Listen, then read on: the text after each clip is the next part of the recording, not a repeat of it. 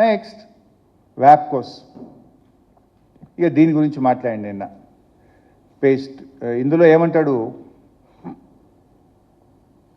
Chef లాంటి వాడు. వ్యాప్కోస్ అనేది చెఫ్ లాంటివాడు. అంటే హోటల్లో మనం బిర్యానీ ఆర్డర్ ఇస్తే బిర్యానీ చేస్తాడు, వీడు ఒక చెఫ్ అని ఏదో మాట్లాడిండు. సో ఇక్కడ నేను ఒక విషయం అడగదలుచుకున్నా. వ్యాప్కోస్ని ఎవరు తెచ్చిండ్రు? మేమా? ఆనాటి రాజశేఖర రెడ్డి గారి ప్రభుత్వం, ఆనాటి కాంగ్రెస్ ప్రభుత్వమే ప్రాణహిత చేవెళ్ల ప్రాజెక్టుకు కన్సల్టెన్సీగా కేంద్ర ప్రభుత్వ సంస్థ వ్యాప్కోస్ను మీరు అపాయింట్ చేసిండ్రు. యూ హ్యావ్ అపాయింటెడ్ వ్యాప్కోస్. సో సిడబ్ల్యూసి కేంద్రం ఏం చెప్పింది? నీళ్లు లేవు అన్నది.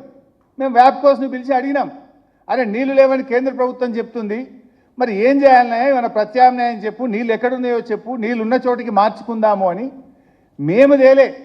ఎందుకంటే మొత్తం ప్రాజెక్టు మీద వ్యాప్కోస్కి అవగాహన ఉంది కనుక, అది ఒక కేంద్ర ప్రభుత్వ సంస్థ కనుక మీరిచ్చిన సంస్థకే మరి ప్రత్యామ్నాయం చూపు బాబు. సిడబ్ల్యూసీకి వెళ్ళి ఇట్లా 3 లెటర్లు వచ్చినాయి, ఉమాభారతి ఇట్లా లెటర్ రాసింది, నీళ్లు లేవంటున్నారు, మరి ఆనాడేమో నువ్వు ఉన్నవని ఇస్తేవి, దీన్ని ఏందో చూసి మరి మాకు ప్రత్యామ్నాయం చూపి నీళ్ళు ఎక్కడున్నాయో చెప్పు, అక్కడికి మార్చుకుందాము అని అదే కేంద్ర ప్రభుత్వ సంస్థ వ్యాప్కోస్కు బీఆర్ఎస్ ప్రభుత్వం ఇచ్చింది. మేము ఇయ్యలే కదా.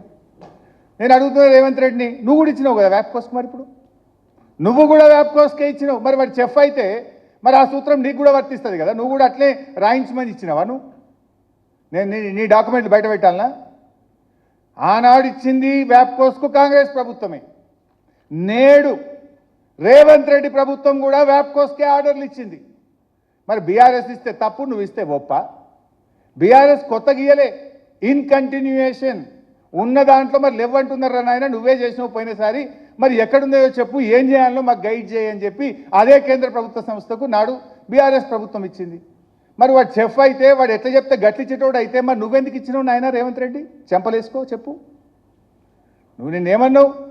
చెఫ్కి ఇచ్చిండు, వాడు బిర్యానీ తెమ్మంటే బిర్యానీ తెస్తాడు, ఇడ్లీ తెమ్మంటే ఇడ్లీ తెస్తాడు అన్నావు కదా. మరి ఆ ఇడ్లీ తెచ్చినోడు నువ్వెందుకు ఇచ్చినావు? నీ రేవంత్ రెడ్డి ప్రభుత్వం, కాంగ్రెస్ ప్రభుత్వం ఆ వ్యాప్కోస్కి ఎందుకు ఆర్డర్లు ఇచ్చింది? మరి అంటే నువ్వు బిర్యానీ తెమ్మని లేకపోతే కోడిగుడ్లు తెమ్మని చెప్పినావా? You answer the society.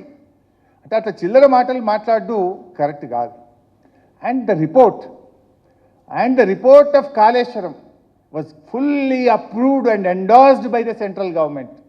18 డైరెక్టరేట్ల నుంచి, సెంట్రల్ వాటర్ కమిషన్ నుంచి అనుమతులు తెచ్చినాం. Final TAC, technical advisory committee అని, this is the final approval of the government of India, headed by the secretary water resources. వాళ్ళు కూడా అప్రూవల్ ఇచ్చిండ్రు. కాళేశ్వరం ప్రాజెక్టుకు సంపూర్ణమైనటువంటి అనుమతులు, అన్ని అనుమతులను కూడా బీఆర్ఎస్ ప్రభుత్వం సాధించింది. అంటే ఇవాళ రేవంత్ రెడ్డి